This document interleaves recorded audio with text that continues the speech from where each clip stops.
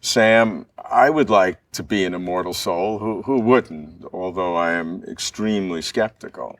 Some who would try to defend that position would use so-called near-death experiences, reports of out-of-body experiences when people supposedly die, as justification or corroboratory evidence that there really is an independent immortal soul of some kind.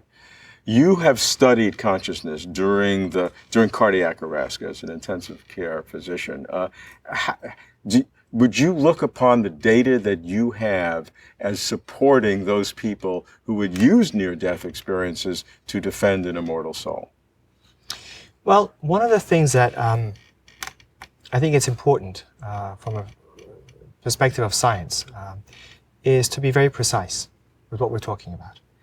And the issues that we're studying. Now, I, as a scientist, as a physician, I, like everyone else, of course, I'm interested in knowing what happens when we die for two reasons. One, because my job is to bring people back and prevent brain damage, but also my job is to bring back a person fully conscious with an active mind, psyche, and to make sure the soul of the person is back inside of them. But what's the problem with the word soul?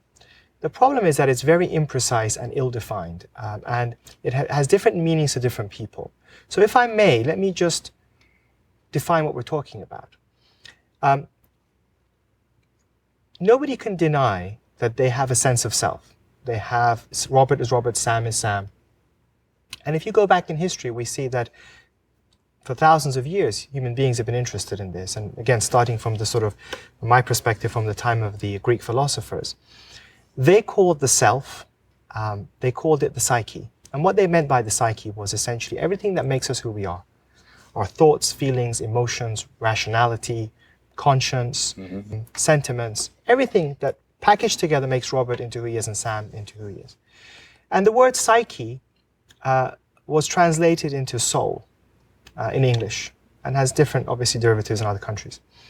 And one of the big debates that has been going on from that time, well, even before, but certainly from then onwards until now, is not so much, do we have a psyche? If I were to say to you, you said you're skeptical about the soul. If I said, are you skeptical about having a psyche?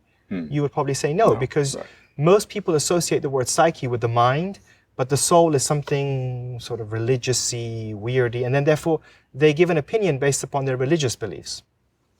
But actually it's the same thing.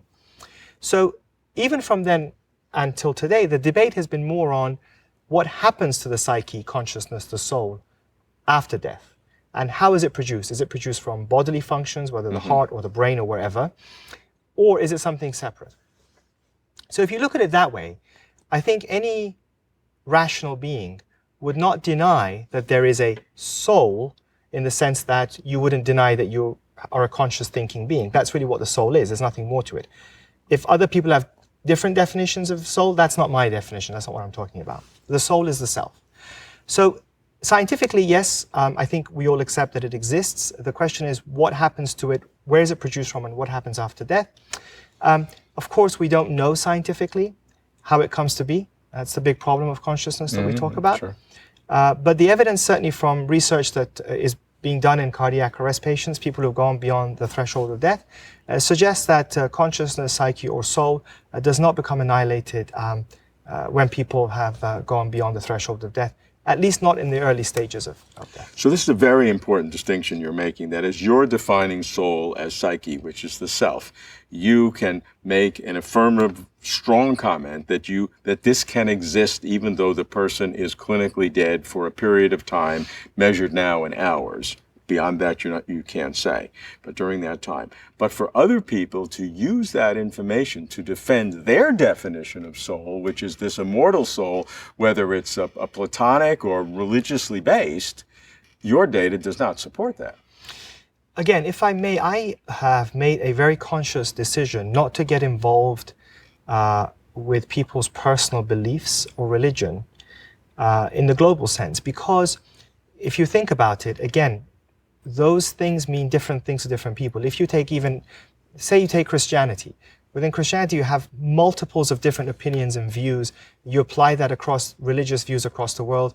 You've got culture, all sorts of things mixed up. Sure, so I don't know how our research impacts people's beliefs. But what I do think is important is that for the first time in history, our opinions and beliefs should be guided by the results of research rather than the way it is today, which is that basically you probably have millions or billions of different opinions about what happens when we die.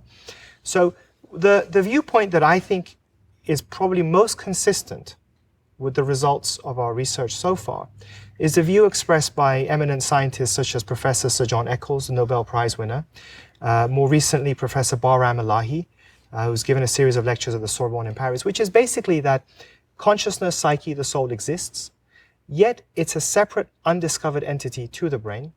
It's most likely a very subtle type of nature. It's not immaterial, it's not weird and magical, it has some materiality, but it's very subtle. This is what Professor Bahram Elahi has proposed, and that it is who we are, and that it should be studied with the objectivity of science rather than this sort of vague or ways that people discuss it today. So at the very best, you would say that somebody who believed in an immortal soul in any one of the incarnations in Christianity or Hinduism or anywhere you find it, that at very best your research is neutral on that.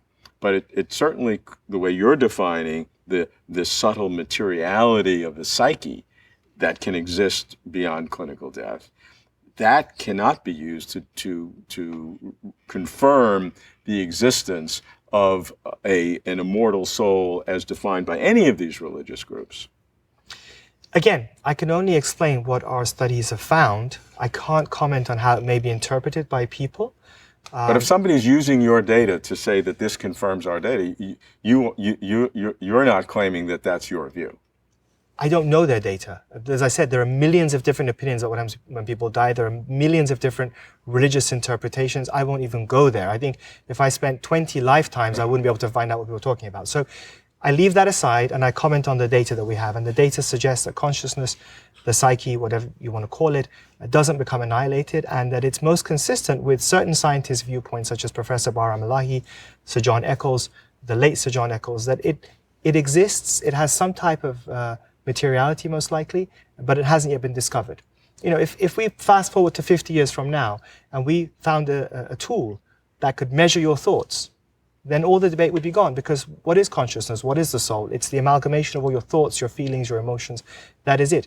The reason why we have all these debates, and if we do that, then there'll probably be no more different religious viewpoints. Your question would not be quite the way it is today, because then everyone would be able to converge on what science has shown about what happens to consciousness and what is the soul, what happens when we die. The fundamental distinction will be, if that exists, the psyche as you've defined it, is it material, however subtle and however different it is than what we know now. If there's a materiality to it, it is in contradiction to the traditional, at least religious views and some philosophical views of an immortal soul in a dualistic sense. Because if you have slight materiality, you're in the material world, and you are wholly distinct from the dualistic immortal soul. Well, you and I have been chatting for a little while, and one of the things that I mentioned to you is that I actually stay away from philosophy.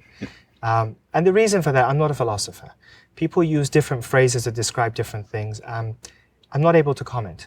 All I can simply say is that we've made enormous inroads through objective science in determining the relationship between, perhaps a relationship between consciousness, psyche or soul and the brain, and that it appears that consciousness, there's at least growing evidence to at least raise the question that it's possible, contrary to many people's beliefs, that actually consciousness, the psyche or the soul may continue and may exist independent of brain function. What that means beyond that, perhaps we can live another 50 years and have this discussion again in the future. But I do believe that people's personal, religious, philosophical views in the future will be guided more and more by research such as ours and hopefully others.